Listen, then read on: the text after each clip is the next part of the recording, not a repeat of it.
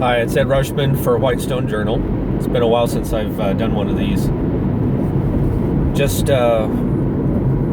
yesterday was celebrating my 35th wedding anniversary, and there's the obligatory post on Facebook. As I'm going around the curve here, this is a little performance driving. The obligatory posting. The obligatory responses, lots of likes. People say, congratulations, that's very nice. It's a very nice thing. I can understand why we're driven to do things like this, because it's nice to get the affirmation and have everybody say how wonderful it is. But, sometimes people will write things, say things, I'm reasonably,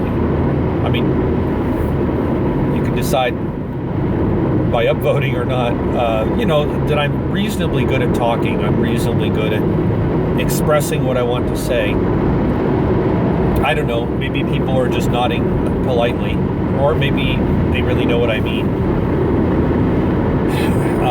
If I went by the number of views on YouTube, then I wouldn't necessarily think anybody cares what I'm saying. But the point is that just because somebody's good at talking or saying something beautiful doesn't mean the person is beautiful. There's lots of people that sound really, really intelligent, and they're really morons. You don't realize it until you work with them, or until you are in a relationship with them, or spend more time, but you realize, my goodness, and I'm not very nice, I know. I don't know, is that unloving? When I say that, it's just that they don't exhibit a lot of intelligence, but they sound really good.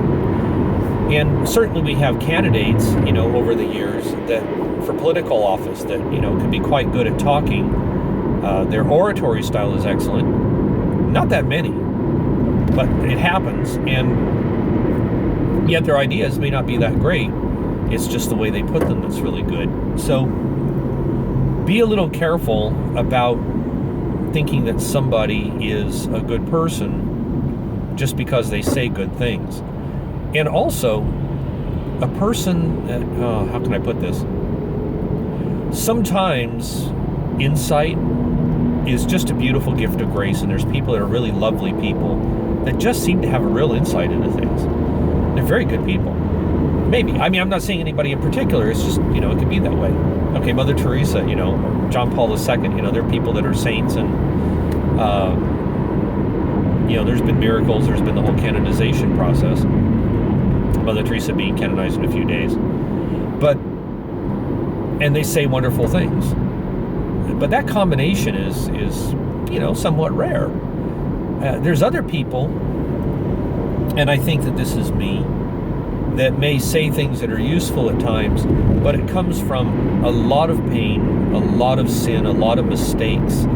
My whole life has been a sin experiment. I have gone so many different wrong ways over the last almost 60 years, and made so many mistakes. And my mistakes have often been internal and quiet, or very, very limited in their impact on the world. I wish it had been an impact of zero. The impact on me has been arguably more severe than anything else, just in pain and feeling stupid. Feeling stupid really hurts me. I really hate that. And I feel stupid when I know that I got it wrong. When I'm uncharitable, when I call people morons. When my attention is distracted by physical beauty, by fun, by the mechanics of how a car works. And you think, well, that's not sinful, but it's the distraction away from what's really important. Putting concepts or mechanical devices or beauty or sex or anything else ahead of what's really important. Is ahead of life, ahead of people, ahead of love. Putting wit ahead of love is a terrible thing. So anyway, the point is that it's been a long-running sin experiment. I saw somebody that had a really, really dirty car, and the back window, of course, was just, covered in dust and stuff. And somebody had written into it with their finger, "Do not wash, undergoing important dirt test," or something like that. And that's the way I feel. And it's like, I'm not getting my life perfect yet. Maybe because I have more experiments to do. I don't know. I don't mean that I'm deliberately not reaching perfection, because that is far from the case.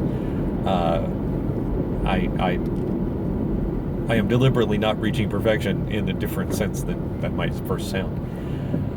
Sorry, this is rather disjointed, I guess, but maybe I'm out of practice. Anyway, the point is, don't assume that my life is some saintly thing. You should assume that I know the things that I know and that I say the things I say, because I've got it so wrong, and that my faith is more of an expression of the grace I've received when I needed it, and I needed it because of my imperfection. I needed it because of my weakness, not because I'm just so wonderful that God says, "Oh, you're so wonderful and perfect, I'm going to give you all this wonderful grace." No. You're such a dope and you're such an idiot. Let me do this for you. And God reaches out and fixes things. And although some people would say this can't be true, I really do believe that God works against my will. He's answering maybe something at the deepest that he put there in the first place. But it's not a matter of, that I have this wonderful relationship with God that makes me a better person. It's not. It's that he has reached out and done things for me because I so desperately need the help. Anyway, it's good to remember that. So when you see somebody and you think, "Oh, they're a wonderful person. Oh, they say such wonderful things. Look at their long-lasting marriage. Look at everything else." You just don't know what kind of a hell they've been through, what kind of hell they've put other people through. Sometimes there's just an awful lot of suffering to get to a better place. Anyway, Ed Rushman, Whitestone Journal.